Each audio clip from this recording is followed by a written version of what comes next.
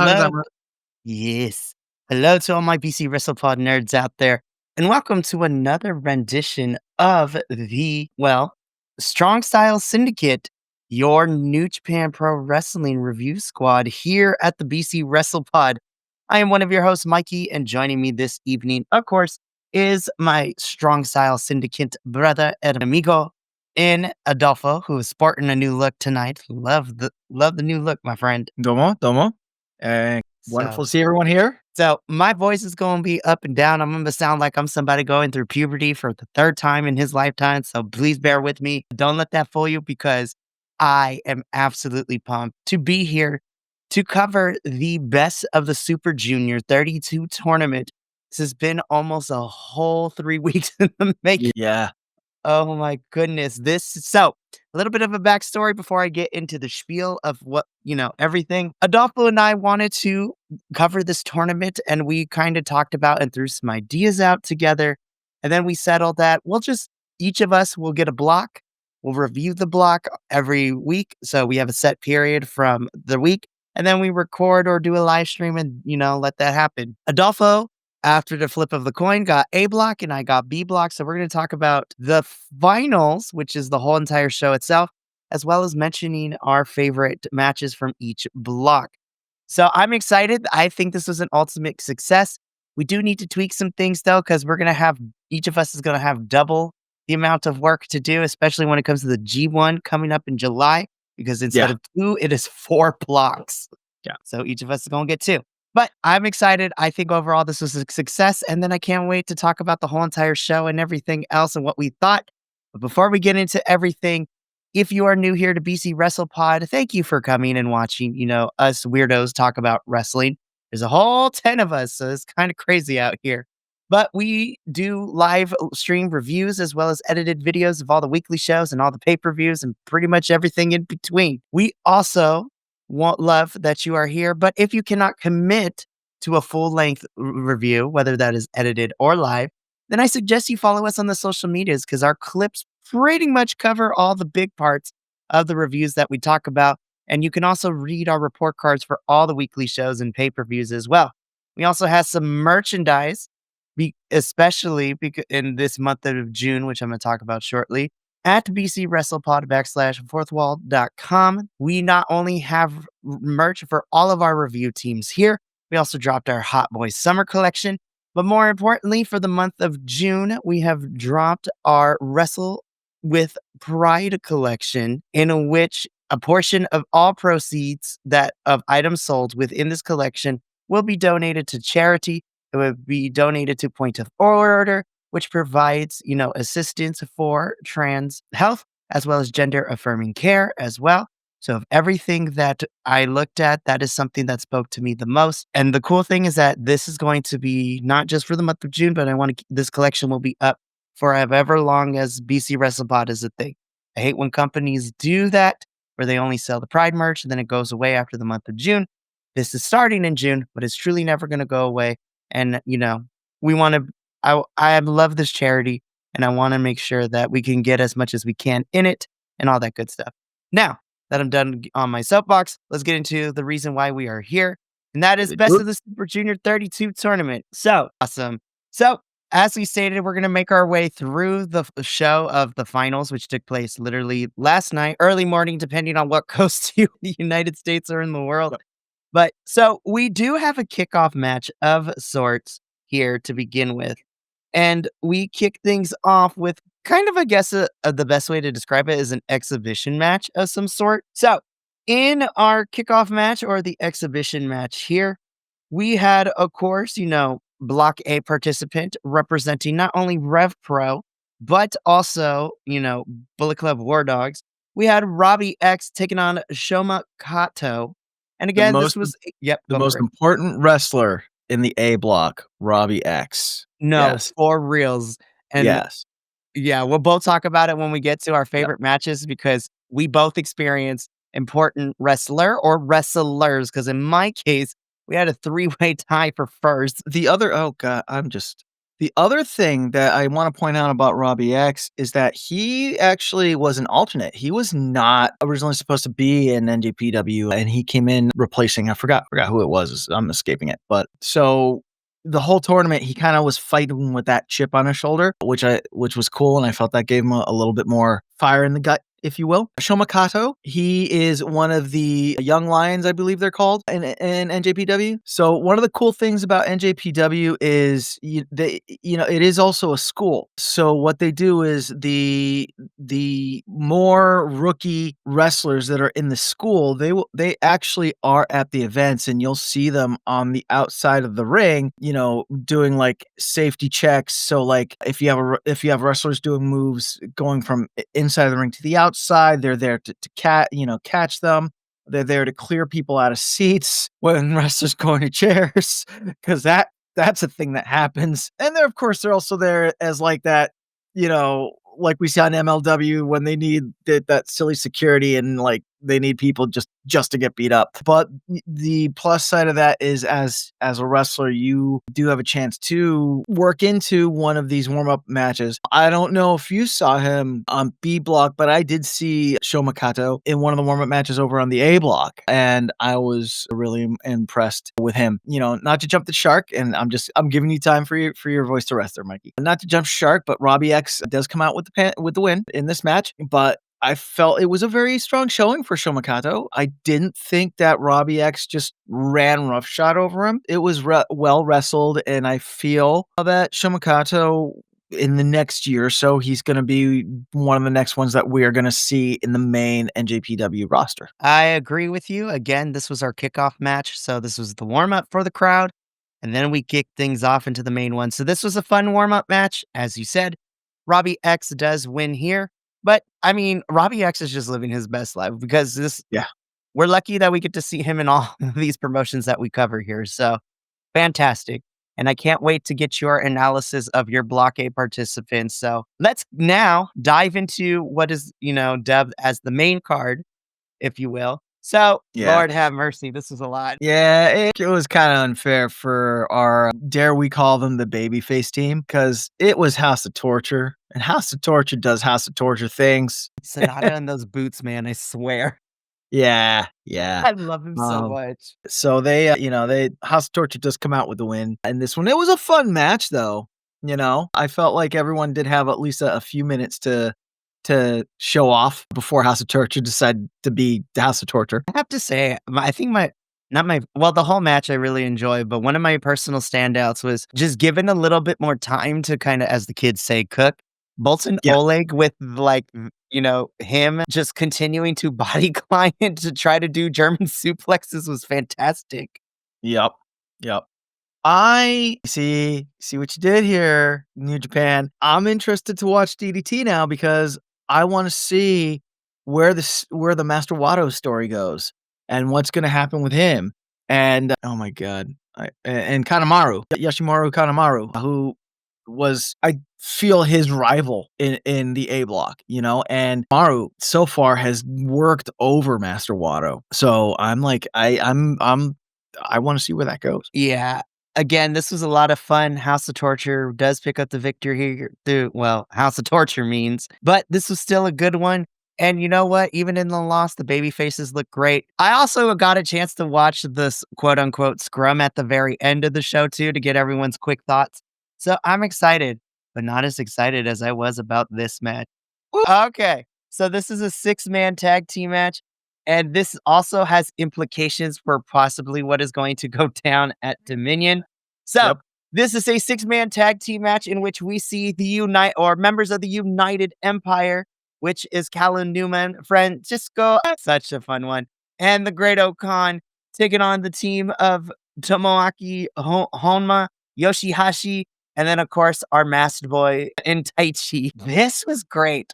Also, Yeah. the match itself was great. I mean, these 6 alone, Yoshihashi being, part of Bishamon, which is him and Hiroki Goto's tag team, as well as their whole faction is great. I love Taichi, always being great. Love seeing our elderly statesman of New Japan, Tomoaki Honma, in this match. But I mean, come on. This version of United Empire is slowly getting back to just being vicious. So Yeah. this match was great. and I'm not taking that away. But what I really want to dissect, though, is the amount of trash talking that Tai Chi and Callum Newman Callum were Newman doing did. at the end Yup. of this. I'm like, well, damn, here we go. Yup. Yeah, really setting things up, and the other thing I wanna dissect is at the very end, when they turned around and everyone had, like, a United Empire thing except for Francesco Akira. He had his Francesco Akira towel, he, like, held it up, he looked, he was like, "Oh," and he, like, threw it over his shoulder. I thought that was very funny. Again, I'm interested to see what's cooking with, Callum Newman and what he was like and before this, the only other than Templario, who, has been added by default, but the only United Empire member that I knew was Great Khan, and even for, like, the littlest bit, I didn't realize that he was part of the, United Empire. So the tournament did its job. It definitely showcased these talent. It definitely, made you remember their names. But I also feel that a big part of that was their work. I mean, and you'll see it coming up. Francesco Akira had some fantastic matches, and also like that jacket that he comes out with is just straight fire. Like, damn, yo, It is him and Templario, I think, are the best dressed in United Empire. Yeah. I mean, I have a soft spot for Great Khan just because of the fact that, the mysticism of like yokai lore into his gear is fantastic. Yeah, As well as I love how his mouthpiece is at the top to make it look like he's like fangs and everything, which is great. totally. But again, I have to point out what you brought up with, Callum Newman and Tai Chi just going at it too.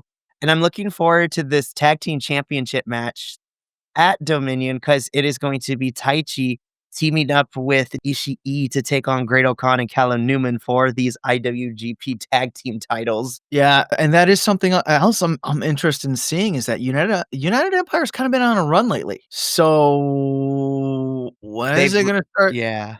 They've been rebuilding coming themselves, and hard? now they've been on a run, yep. Yeah, so that's another thing I'm really interested in seeing, so yep. Yep. Yep, yep, yep, yep, yep, yep. Yep, yep. And again, these 2 were continuing to jab off to each other, Scrum too, which was really, really good. I cannot wait. So let's get into this next match because we go from a 6-man to an 8-man tag team match. And my God, this one was probably my favorite of the multi-person matches we got on this card. And I actually, Mama Laguilla watched a little bit of it just because she has become a big fan of ELP and Zack Sabre Jr., which has been fun. But in this 8-man tag team match, we do get the of Nick Wayne, DDP's Mao, the Love Connection, whom I'm going to talk about more when we get into our individual block reviews. Our New Japan TV champion, ELP El Phantasmo.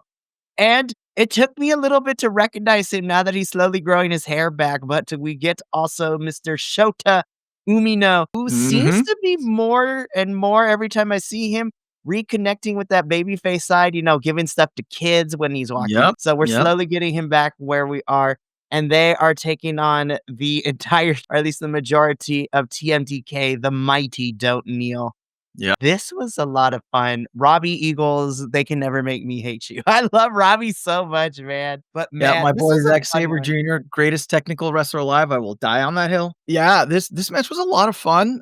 Really quick before it rolls out of my scatterbrain, TMDK, very flip side of United Empire. TMDK has been getting a lot of L's lately. Not to jump the shark, but they get an L in this match, which doesn't sit well with Zack Sabre Jr. So we do get a little jawing off between Zack and ELP. Some fun spots though. Like I thoroughly enjoyed when all 4 members of TMDK had, I believe it was Mao, in separate submission locks on separate limbs, and the ref comes and they all at the same time drop and like, oh, like we didn't do nothing. It Oh, was a lot of fun. go Yeah, ahead. ELP, I mean, just the team of Nick Wayne, ELP, Mao, and El Phantasmo, they just, like, were moving so well and so fluidly. I actually said this in my on my Blue Sky earlier today. How about, hear me out, Nick Wayne leaves the patriarchy, ELP meets him up somewhere, either AEW, NJPW, whatever, and they form a new tag team called the Heartbreakers. Boom, done. There we go. I'd be so down to see that. They worked really, I mean, well, all 4 of these guys, Show El Phantasmo and Nick Wayne worked really well together for a bunch of guys that were thrown together. I mean, TMDK, they are a faction, they are a team, so they work together all the time. To see these 4 come together and work so well together, it was really good. It was really good, really a lot of great spots. Absolutely. And again, like we talked about in the previous match, what happens at the end is setting up for an encounter at Dominion because thanks to some really pretty good teamwork from ELP and Shota Umino, it allowed ELP to hit his finisher on TMDK member Hartley Jackson. And it was very interesting to see Ryohei of TMDK kind of try to stop ELP celebration moment and watching Zack Sabre Jr. kind of egg it on as well. Yeah. Because at Dominion, it's going to be ELP and Shota taking on TMDK, which is going to be Zack and Ryohei Oiwa as well. So, I mean, hey, Zach is looking at ELP's television championship title, which I was like, which Fun. is Yota Tsuji and our CMLL representative, whom I got to see in B Block of Titan, taking on the Bullet Club War Dogs being represented by, without Wheelson this time, Clark. Oh, Wheelson was there. Oh, that's right. I forgot. Oh, Wheelson Wheelson was was there. Wheelson is the newest member of Bullet Club War Dogs. I love it. So Clark Connors and Yeah. being accompanied with Wheelson, teaming up with his Bullet Club War Dog teammate in Mr. the Bone Soldier, Taiji Ishimori. This was a really solid tag team match. Oh my goodness. It was. Now, I thought that Yota Tsuji was not part of La Faction anymore. So He left. initially, that's what I thought, but they still have ties, especially with him and Titan, because also, not to spoil anything, but Yota Tsuji and Titan are kind of also our representatives from New Japan who always end up in Mexico as well. Right. So it's, I feel like since, Bushi and, Naito have left, it's kind of put LFI, they're kind of in a weird limbo as well. Right. Where we're trying to figure, they're still trying to figure things out. But until I am told otherwise, I still consider Yota El Okay, Japón. cool. That works. The match itself was great. Bullet Club War Dogs always getting that Bullet Club War Dogs thing. Yes, we did get Wheelson. Clark Connors did get Wheelson and clobbered Yota Tsuji with a Wheelson into the crowds, further proving my point that Clark Connors hates chairs.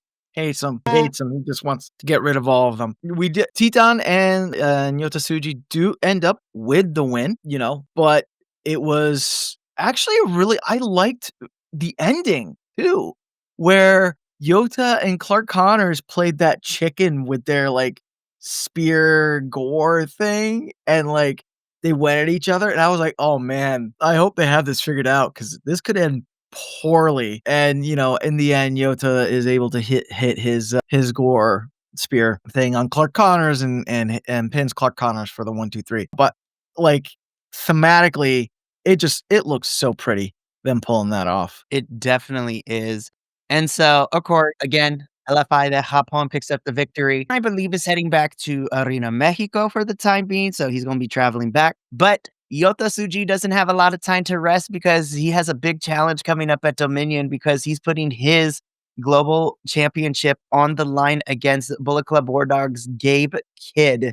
Yeah. So that match is going to be nuts. That was something else that was interesting that the announce table was specifically pointing out that Gabe Kidd and Finlay were not in Japan. So I found that interesting. I put a pin in that. I'm going to see if that goes somewhere. It is interesting because you have Finlay, who the next one, if Bullet Club War Dogs can't get it together. Right. But it was. I mean, Clark and Taiji, I'm excited to see what happens with the rest of Bullet Club War Dogs because we're getting a match with them and House of Torture at Dominion. So that's going to be a fun one. Hopefully, Bullet Club War Dogs can win because for 2 events in a row, they have been losing to everyone. Yeah. Drilla couldn't beat, Yeah. Ishii at Resurgence. Bullet Club War Dogs lost to the Young Bucks and the Good Brothers at Resurgence. Taiji and Clark couldn't win for their blocks of Best of Super Juniors. So we'll see what happens at Dominion with everybody involved. I already knew when I saw this on paper, I was like, this is all going to end up in one way. And for the Yep. second event in a row, Ghetto is just apotheosized, brutalized, murderized. This man got hung by a chain at the very end. Like, Ghetto is just out here taking these really, really crazy spots. I was just like, I thought he died at Resurgence. I think he died again here. Who knows? Now, to be fair, he did start off hot. Yes, Did start off, he had that one member of House of Torture handcuffed, and he came out and with the kendo stick. So, he did get some shots in. After that, though, once they got in the ring, it was not so much. it was game over for the Yeah. mans. And also, I mean, it really, House of Torture came and swarmed him, and then you had Robbie X and Ishimori coming out who have just wrestled, so they're tired. They get lumped up by House of Torture. Definitely this was more of a preview of the dog chain match. Evil and Finlay. Finlay are set to have it at Dominion, give you a little taste of that. But yeah, I did feel bad for Ghetto.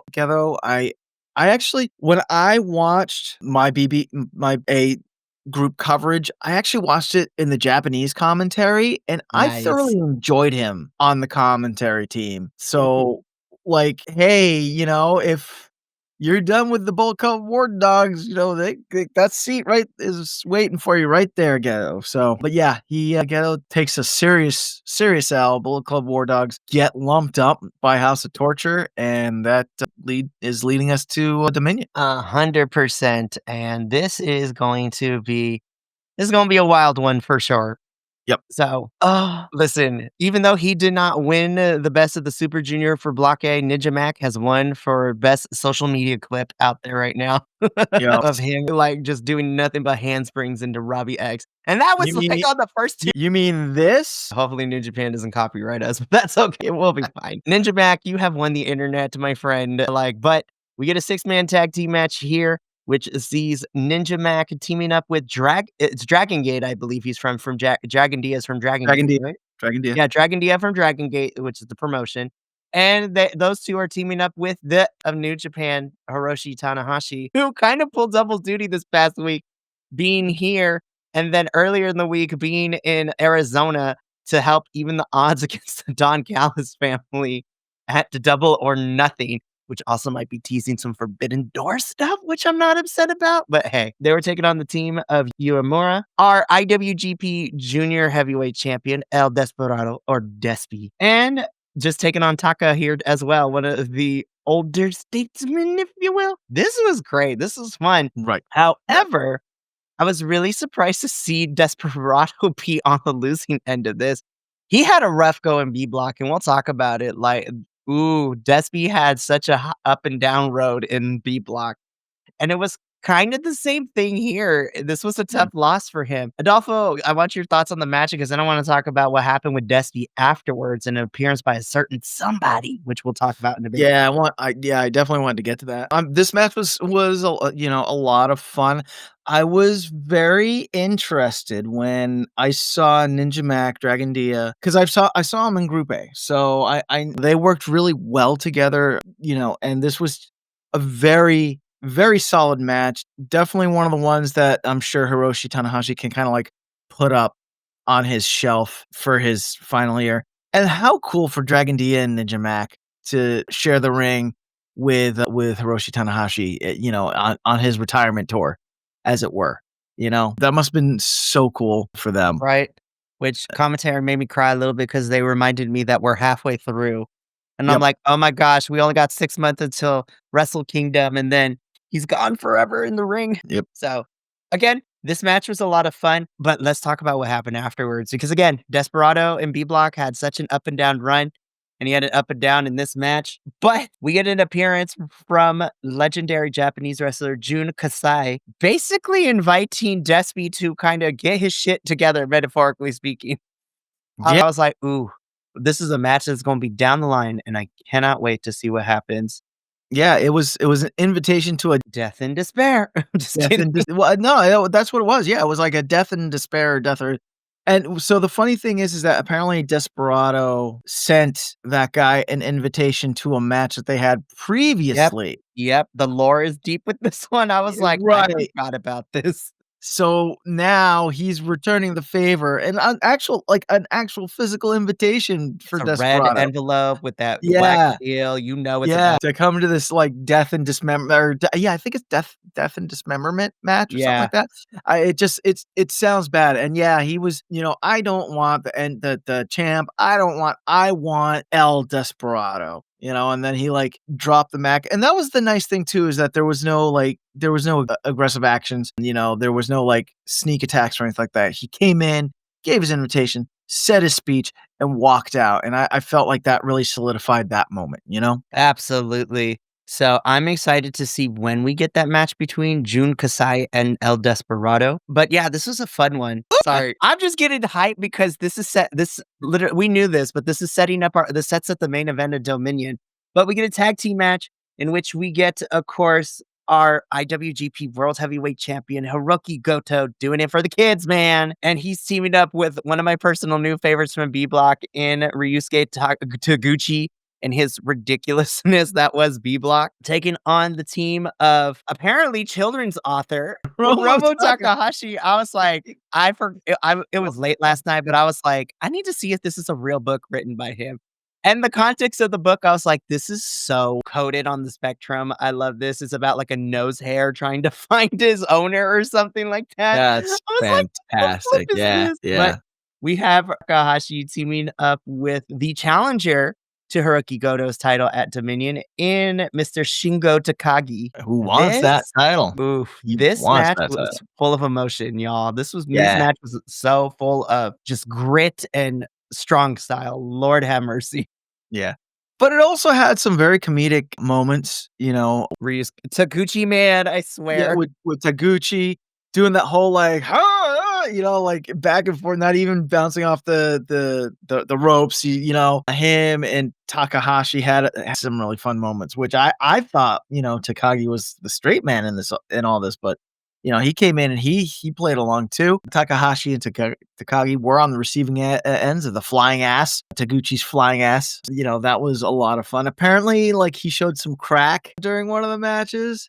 Oh my gosh. Okay, I'll talk about it more when I talk about B Block, but yes, the cameraman earned points during that match. We had butt cheeks, but the camera positioned it in a way where literally the middle rope was covering said butt cheeks. It was ridiculous. I loved it. But yeah, no, the big thing for this match was Goto and Takagi and setting up their match at Dominion. And these two, they are coming for they're gonna have a war, I feel. And it's gonna be a great match. I don't want to jinx it, but this might go on the list for matches of the year if they keep up Yeah. with the intensity, if they bring that to Dominion, because that they both have the skill and the ability.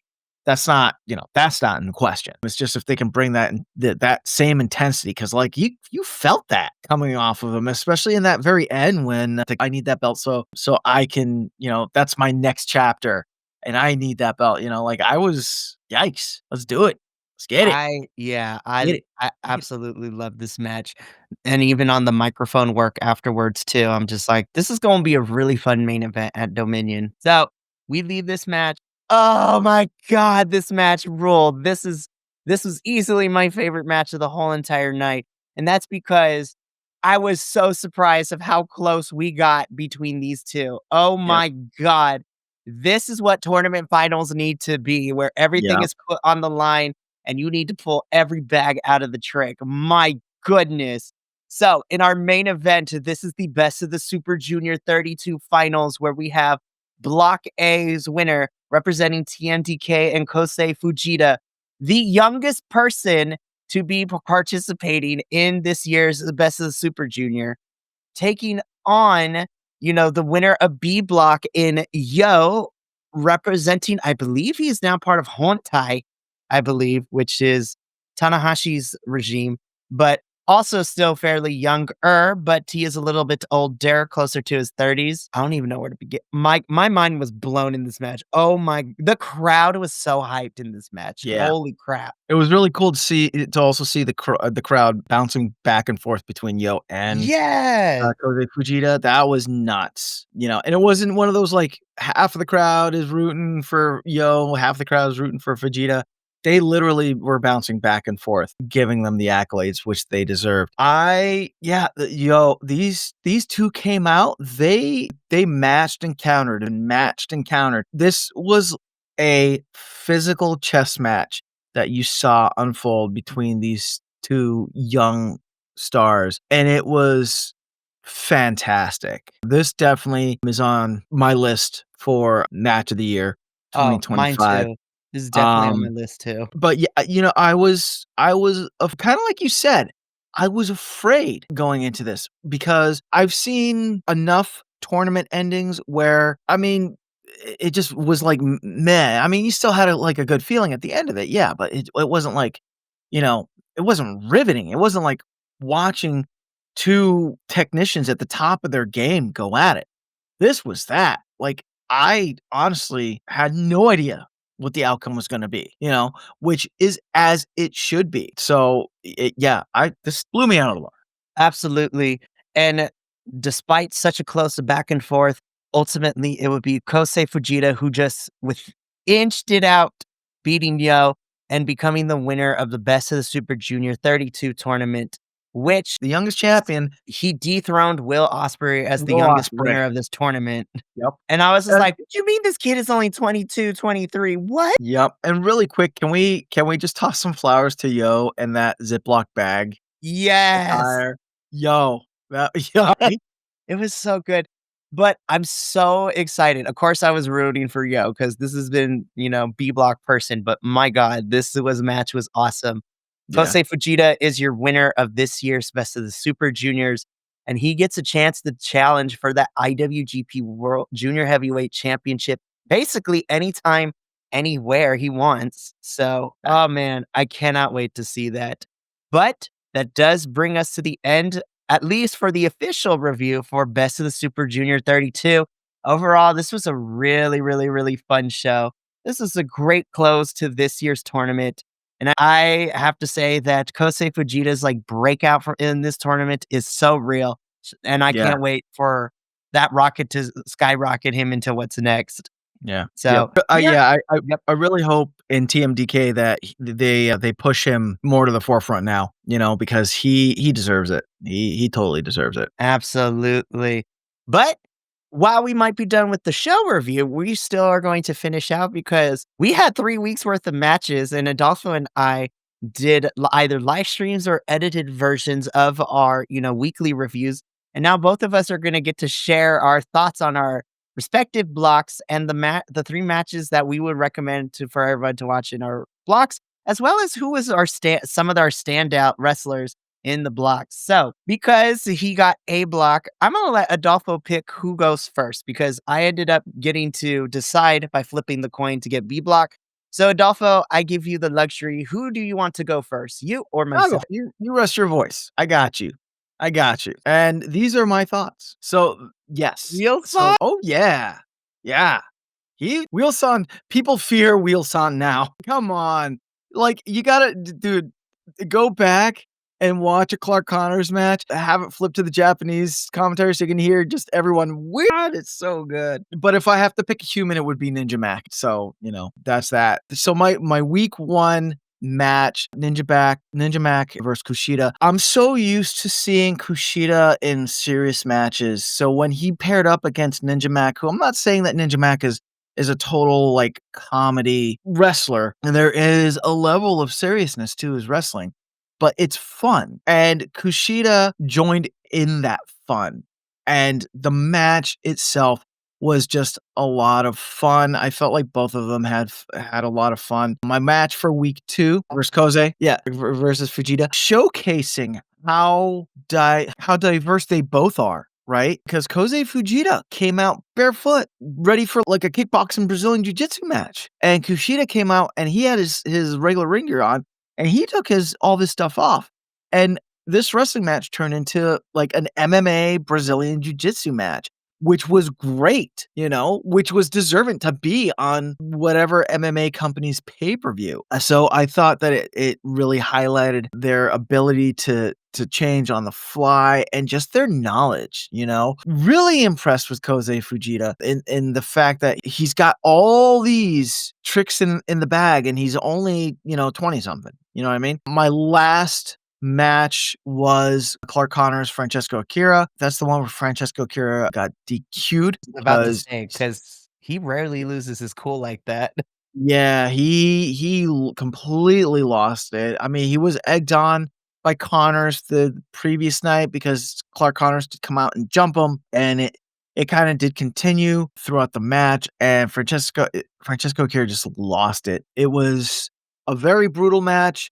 Yes, we did get Wheelson in Wheelson's most brutal pokey evolution, if you will, because Clark Connors literally took Wheelson from inside of the ring, the top rope, and tossed it down onto Francesco Akira. And it was, I mean, it was brutal, but it was done very well. It wasn't just like a slobber knocker of schlock. It was done very, very well. And yeah, like I said, Wheelson, because it was just so out of the blue. And as the weeks went on, Wheelson just they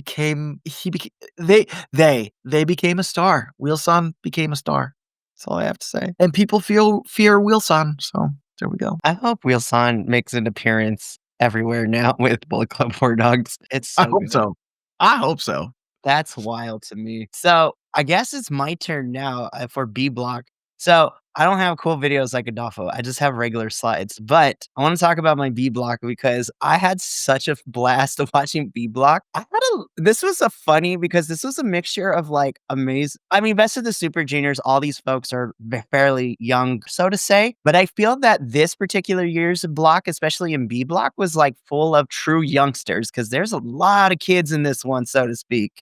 With a couple of more seasoned folks in this match. But the funny thing is that my matches in order from third, second, and first go backwards. So my third place is actually happened in week 3 just because of how much I laughed my butt cheeks off was Mao versus Show, which is literally a DDP style match in which, Show comes out and then literally Mao comes in behind him on a bike and like runs him over. And it's just like, it's Japanese comedy wrestling at its best. And then we take it outside where Mao somehow manages to hijack a van and runs the Show over with the van. So that's what that was in the package. It I was was wondering so good. who got Death Ridered in NJPW.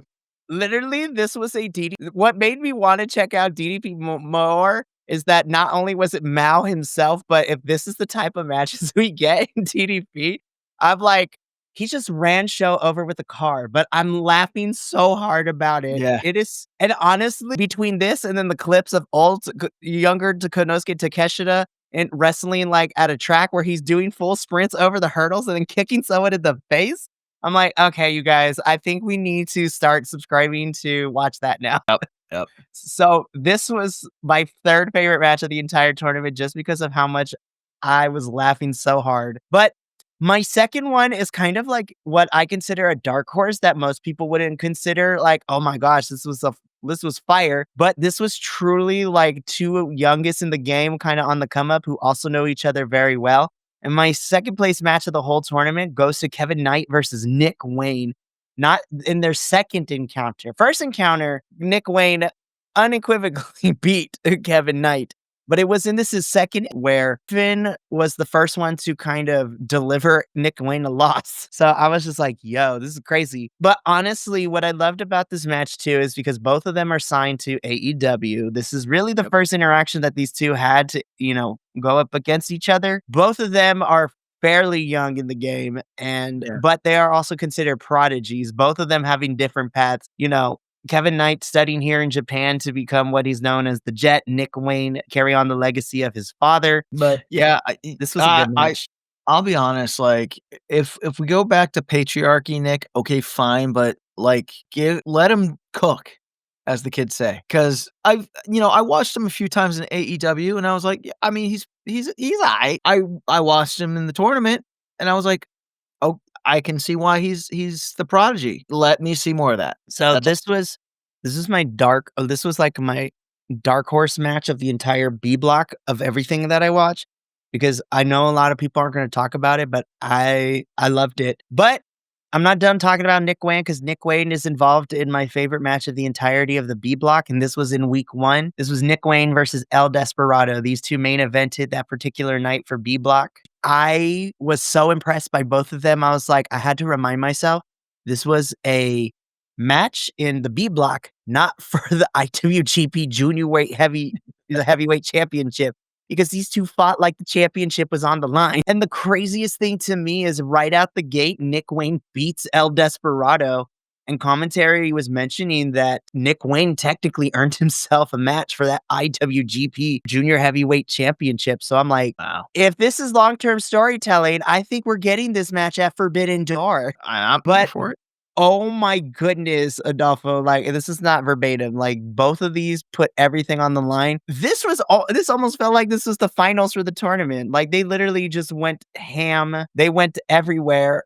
This match was so damn good for B Block, and this is the match I would highly recommend if anyone is still unfamiliar with either Nick Wayne or El Desperado, or for the AEW fans who only know Patriarchy Nick Wayne, this is a whole different breed. And this was during week 1. Yeah, and I love Nick Wayne's ring gear too. The whole I the love pink both iterations ensemble. and both versions that I got in B Block were so good. But yeah, the silver and pink ensemble, I need him to keep it all the time. But those were Sure. my 3 favorite matches of the entire B Block. And then, of course, I have to talk about who my favorite person is. I've already said this throughout the whole entire review. You already know. I loved each and every the one of these 10 people, and I'm gonna be honest, I'm gonna miss these 10 because I enjoyed getting to watch them over the 3 weeks and come Yeah, to respect the hell out of them. But of yeah. course, my personal standout for me, my favorite was Mao. Mao is my new favorite. The love connection of DDP. I think Mao is such a good example of comedy wrestling, especially. I don't know if you've seen the clips yet, but his signature is he literally can make his body look like a square. He literally folds his arms himself and his whole torso literally becomes a square. And I he gotta makes see this. he makes the That's face, funny. it's ridiculous. But Mao brings something so different because he's so well-rounded. And the amount of times that the crowd, especially the girls in the audience, were cheering for Mao, Yeah. I'm like, is this man like a J-pop star? Like, what is happening? But Well, that was like that happened with Master Watto and, with Dragon Dia. very true. When they came out, I was like, "Do they know something I don't?" That's what I was saying. I was like, first week, everyone's cheering for Mao. I feel like I'm missing something, but we gonna Yeah. learn today. But Mao is my favorite from B Block. He's my standout. He's one of my new favorites, and I'm like, Mao, I might need to watch you more in DDP wrestling. Like, you were so good. But yeah, so I think the last thing we should do, Adolfo, is both of us just, you know, give our closing remarks and our overall thoughts. This was our first Best of the Super Junior tournament, but for us to cover. But also, this was kind of the first time we did a different format for this, and then we reviewed the show. So, what did you think overall of the whole entire Best of the Super Junior 32? What are your final thoughts? I thought that the Best of the Super Junior 32 was fantastic. If you get a chance, watch it. If you are of that mindset that wrestling needs to only be in huge arenas with, sellout crowds, watch one of these matches and your attitude will change.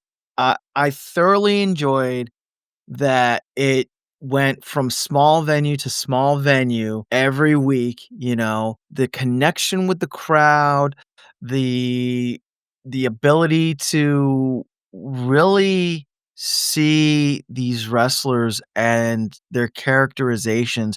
It's a lot of the reason of why I enjoy some of the other CMLL shows and not so much being a spectacular because you get to see the interaction with true interaction with the fans, and you get to really see their ability highlighted. And this, like I said, I didn't know any of these Group A individuals from anyone else. I now can, if I see them, I know them. So it was great. I really enjoyed it. And I also felt like it was kinda weird. I felt this like, if I didn't watch them, then I was kinda, like, insulting them, and I didn't wanna do that because I was so hooked on it. It was good. I hope that I know that the G1 is bigger, I know that there are more groups, but I hope the G1 taps into this energy, because if it does, then I'll be good. No, 100%. And I mean, both tournaments are kind of in the same vein of just different lanes, if you will. The G1 is definitely you're going to be your heavy hitter tournament because that's where we're getting all the big main card stars. Because these are the likes of like Zack Sabre Juniors and, Shingo Takagi's and Hiromu Takahashi's. Like these are your people we see all the time on the pay per views. But I love the best of the Super Juniors is allowing, like, you're under a certain weight limit and, the younger wrestlers as well be a part of this because this is while G1 is your, exhibition of all your mainstays, I think this one does the best of the Super Junior does a really good job of showcasing these are the next ones up, if you will. They've been here for a little bit, but these are the ones that you need to pay attention, and this was fantastic. I agree with you. Covering B Block was such a fun time, and I would be like, if I didn't get to watch the matches, I was like, I kid you not, I prioritized those matches over anything else because I didn't know what I was gonna get, and I was always surprised by what I ended up getting. I had such a blast with Block B. It gave me what I like about New Japan, and its technical stuff with, Taiji and Robbie Eagles' matchups were great. But Block B was full of a lot of comedy spots too that just really worked really, really well. But I also think for me, Best of the Super Juniors was also a lot of fun creatively speaking because this is the first time I've ever done like an individual recap edited on it and just picked my script and went in the direction that I was going with it. So it gave me a new outlet on the creativity that we bring to BC WrestlePod. So now that summer is about to be official for me very soon, I might start planning some video essay stuffs to do now, just not even outside of the reviews and stuff. But I agree with you. I want the same energy in the G1 climax. That is going to be a lot heavier work because I think there's only 6 or 8 participants in each block, where we got 10 for each of these. So I'm still excited. That's going to be the end of it for here for Strong Style Syndicate for the Best of the Super Junior 32. But to fear not, because you won't have to wait long, because we will be back in 2 weeks. The Strong Style Syndicate will be back to review New Japan's Dominion, one of the bigger summer shows happening. So will we see new champions? Will we see more feuds? Well, tune in to find out all of that. But before we go, I do need to give you a glimpse at what the rest of this week looks like. And my goodness, we have a stacked week. So tomorrow evening, you can see the review. The AEW crew will be, yep, we will be recapping this past week's AEW Dynamite and Collision and previewing Fyter Fest, which is a 4-hour show on Wednesday. It's literally the length of a whole entire pay-per-view. But there's going to be some great matches there, and I cannot wait to preview them. Then on Wednesday, you get your double dose of reviews, where at 5:30 p.m. Pacific is the NXT Losos, the sexiest NXT review squad out on the internet. Unfortunately, I will be tagging out, but don't worry, the review will just be as sexy as it normally is because Adolfo will be tagging in for me, and him, Will, and Mancho will be covering this past week's episode of NXT as we are getting ready for Worlds Collide and all that good stuff. So cannot wait for that. But if NXT and the Fed are not up to your speed, then make sure to come back at 8 p.m. Pacific, 11 p.m. Eastern, as Los Lobos de la Lucha, our CMLL review team, are here. And we are going to be reviewing an exciting and preparing for the month of June because Arena Mexico is going to be putting on bangers because we are getting Grand Slam Mexico, Fantastica Mania, and who else of what we're getting prior to all of that. So that's going to be good. But if you're looking for a little bit of a more lighthearted approach to things, then why don't you tune in Thursday as myself, JVL, and our mysterious new co-host of the Grapple Gumshoes will be, well, reviewing Mystery Wrestling 16. There's a lot of things that went down. I believe there was a Sasquatch Kevin Nash impersonator. There was a bald Simon Miller appearance who wrestled here as well, which was great. And we had a loser leaves mystery wrestling match as well. So tune in for the laughs and the loves and all this good stuff. Yep. Then on Friday, we have our Takedown Troop review TNA as we are gearing up for Against All Odds as we do our predictions because that pay per view is this weekend. But prepare yourself because we are baptizing Adolfo here as our newest GCW correspondent, our GCW co host, and we are baptizing him in the bloodiest of GCW. Well, I mean, he got to see Spring Break and Bloodsport, but this is like the wrestle equivalent of for GCW because on Saturday, we will be doing a watch along for Tournament of Survival, in which, is going to be death hardcore matches. It's going to be great. Andrew and Adolfo will be covering this one. I will be out on location at Worlds Collide and Money in the Bank, but I will be back for Sunday's watch along with Cage of Survival 4. We're going to need a dog collar match between Atticus Coker and Joey Janela, as well as a Cage of Survival match between former tag team partners. Listen, you had me at Cage of Survival match and Ciclope. Ciclope is one of the homies in GCW, and I'm so excited to see all this happen. Let's get it. So that's going to be it here for us at Strong Style Syndicate. There's a whole plethora of reviews happening this week. So make sure to tune in. But for myself and Adolfo and the rest of the BC Wrestle Pod family, remember, take care of yourself, love one another, stay Bi-Conic, and more importantly than anything, you always deserve to finish your story. We will catch you later. But until then, and you know what? Because it's our show, there's only one way to play us out. Let's get out of here. Johnny TV style. Sebastian! Right in the shot, you bold idiot! You fool! The other way, go! Thank you so much for tuning in to another Vibe Tribe production. What's gonna happen next time? Well, you're gonna have to tune in to find out. But until then, remember, take care of yourself, love one another, and as always, make sure that you keep the good times rolling. Thank you for being here, and we'll see you next time.